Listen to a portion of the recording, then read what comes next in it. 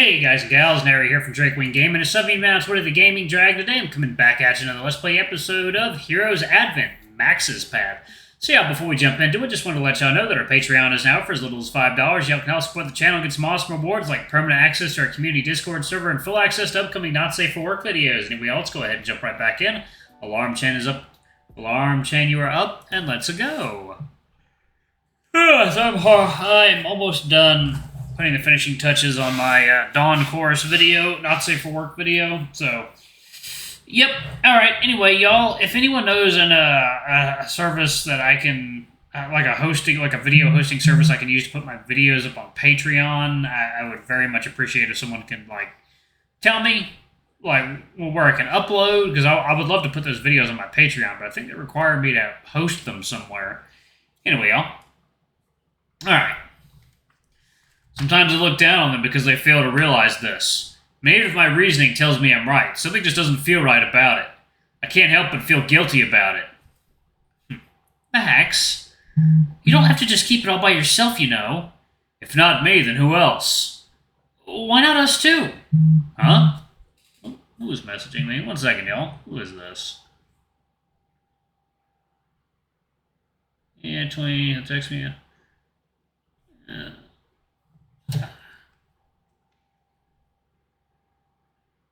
Yeah, one second, y'all. Huh? This may sound a little morbid, but really, let us suffer with you. Because if life is all about suffering... One second. Give me a few. Making vid. Give me a few. There we go. Okay. Because if life is all about suffering, let us all share the pain together. Through that, maybe we can come to understand each other better and ease each other's struggles at the same time. Listen, I know I've only met you for maybe less than half a month, but I can tell you that you're someone people really respect, you know?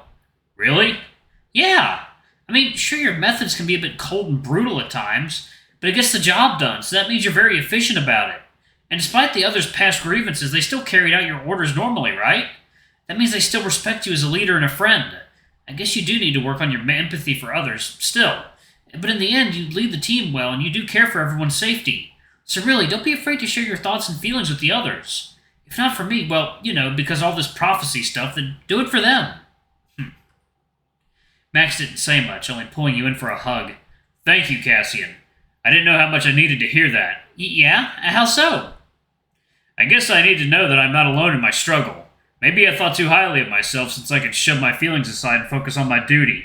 But in doing that, I forget that we all have our own struggles. Maybe we could have bonded over that, as comrades in arms. Well, it's not too late to start now. Heh, you're right.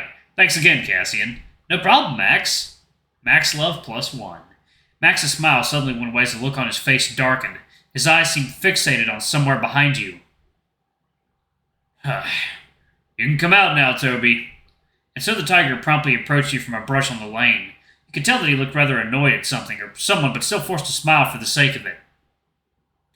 Hey, Max. Guess you found me. Always a sharp nose, huh?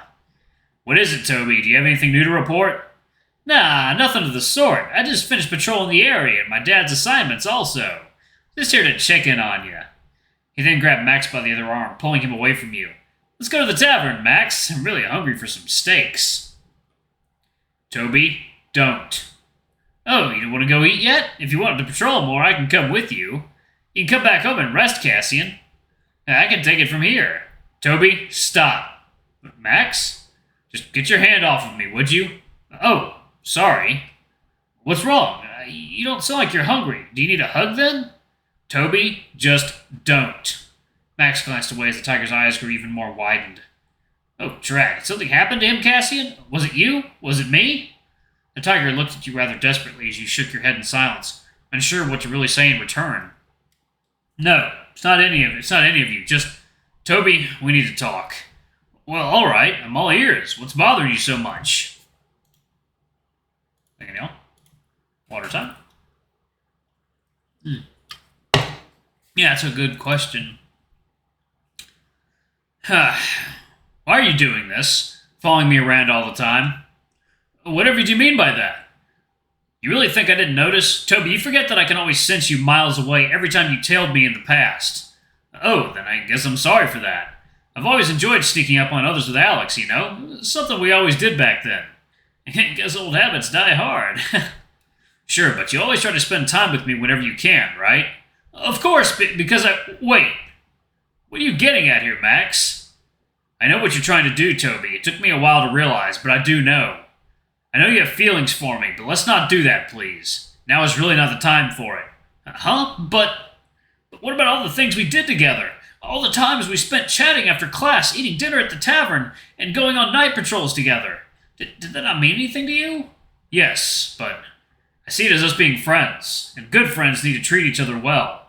At the end of the day, we still have our duties to uphold, Toby. You of all people, as the son of the guildmaster, should never forget that. But I don't get it. The tiger was visibly tearing up, even though he still tried his best to not burst into tears. How could this be? No, something isn't right. We've been doing this together since we first met at the academy. I really thought we had something going on for ourselves there. But now that Cassian showed up, you suddenly changed it to this.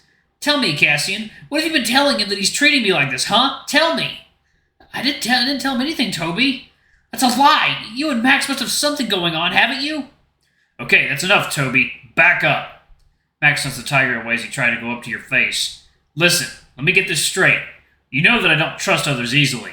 I wouldn't trust Cassian if Alyssa didn't step in to convince me. We barely knew each other. He's only here for what, a few weeks? So how come we have that type of thing going on? Seriously, Toby. But why?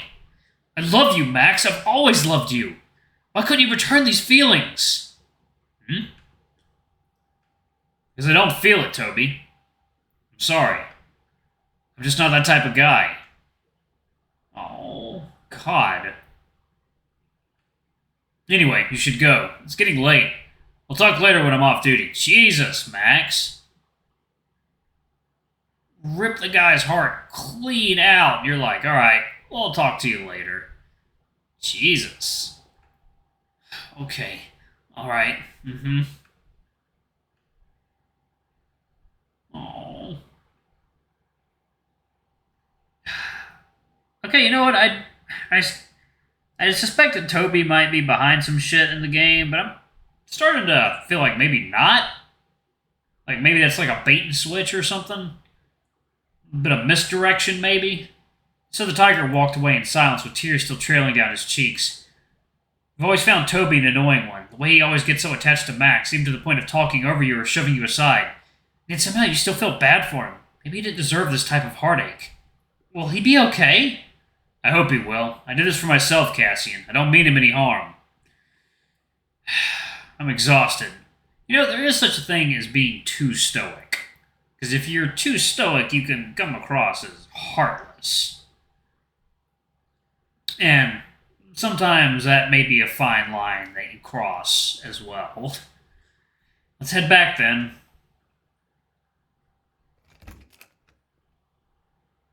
You went back to your room with Max, who insisted on sleeping there with you to keep you safe. But where would you sleep?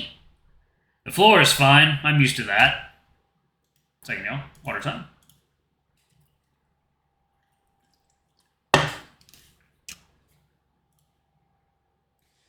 Huh. You can share the bed with me. Yes. I don't mind sharing the bed with you. There's plenty of space for two. No, it's all right. I need time and space to mull things over anyway. If you say so. After getting ready for bed, you dozed off to sleep after a while.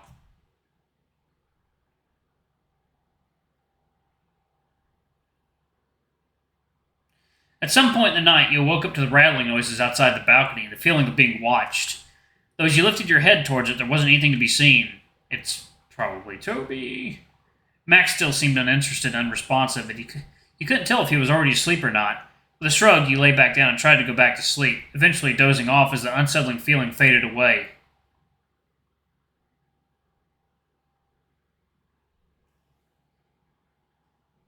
Huh? Groggily, you got up from the ground as if you just woke up from another dream you had. But instead of your room, surrounding you is the same old void once again. Here again? You rubbed your head, then temples, almost expecting things to suddenly take a bad turn. Like maybe the eerie stone corridor will reveal itself out of thin air, sticking the shattered figure to hound you for the rest of your time here. But wait as you may, nothing really happened for a long time. Instead, you just stood there, awkwardly thinking back to the things that went on from the day before. Wasn't I with Max? What was I doing with him? I can't seem to remember somehow. Weird. I don't know why it feels like I haven't spoken to them in a while already. All of a sudden, you heard footsteps passing by where you stood. It was slow and heavy, almost like the person was dragging themselves rather aimlessly into the void. Hello? At an instant, the figure stopped in its tracks and stared you down.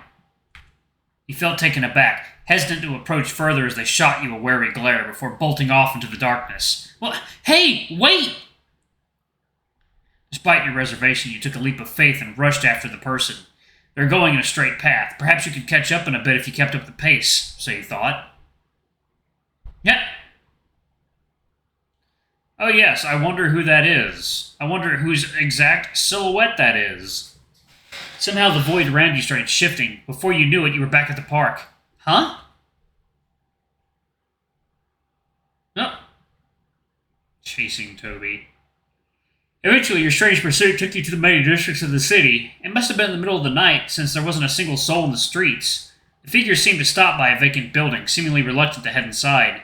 Under the dim moonlight, you could hardly make out who it was you were following all along. Though as you approached, it turned out to be someone quite familiar. Toby? Whoa. It's not me, it's you. Because of you. I've missed the mark because of you. Don't you dare lay it on me. You're to blame for your own failure. No. Without warning, a tiger barged into the aforementioned building via the windows. Jeez! Guess he wasn't in a talking mood. Maybe we should follow him still. With a sigh and a bit of a head scratch, you decided to look for a way in. To you, the place seemed to resemble half an office and half a cafe at the same time. It made sense that nobody was there, but something still felt unsettling to you, as if this place was abandoned on a short notice rather than just closed for the night. There were papers and empty mugs scattered about the desks. In the middle of the cubicle sat a machine that resembled a typewriter, clattering away as it churned out an endless amount of papers, all of which were curious sights, so you were rather too unnerved to take a closer look. Huh. Like now, water time. Steering clear of the office side, you walked towards the back of the room, where you noticed light coming from the door as it swung ajar. Huh? Wait, isn't this... As you headed along the corridor towards the light, you noticed you've ended up at the guild main lobby somehow. I guess Toby's gone. Can't see him anywhere. Gosh. You suddenly felt heavy around the chest as you hunched over to catch your breath. Why am I tired all of a sudden? You too, huh? Guess I'm not the only one getting a bit worn out. What? Max? Hey, Cassie. Look a bit worse for wear there. Are you alright? Me? Never mind me. What are you doing here? What's that supposed to mean, Cassie? And I've been here all along. You, on the other hand, told me you would be staying in your room for the day. Huh? But, well, here you are now, so I take it you changed your mind. Changed my mind? None of this happened. I was clearly chasing after Toby earlier. Wait, is this another dream? Like with the evil king? I was planning to run some errands around the town for the day. I was thinking of bringing you along for the sake of training. Coming with? Wait, you're doing requests? Of course, Cassian. What else is more important than fulfilling your duties and responsibilities? What the hell? Even in his dreams, he's still working? It sounds like a nightmare if it happened to me instead. Yeah, sure. So, what are the tasks? Just simple stuff, really. Got a battle request at the old mines and a fetch quest at the marketplace. Isn't that a bit much? We have to make a roundabout trip through the city and back. Is it really? Just sounds like a normal day's work to me. You can't be serious. Well... Look, I get it. All this work is probably too much of a hassle for you, Cassian. But unlike you, I've got duties to uphold. The safety of the entire city depends on my diligence, after all. So feel free to sit this one out if you really don't feel like it. I'm fine dealing with things alone either way. Oh. Alright, y'all, I'm going to go ahead and pause it right there. Thank you all so much for watching. Don't forget to like, comment, subscribe, ring that notification bell, and check out our Patreon if you can. It always helps. Anyway, I love you all. I'll see you on the next video. Bye-bye!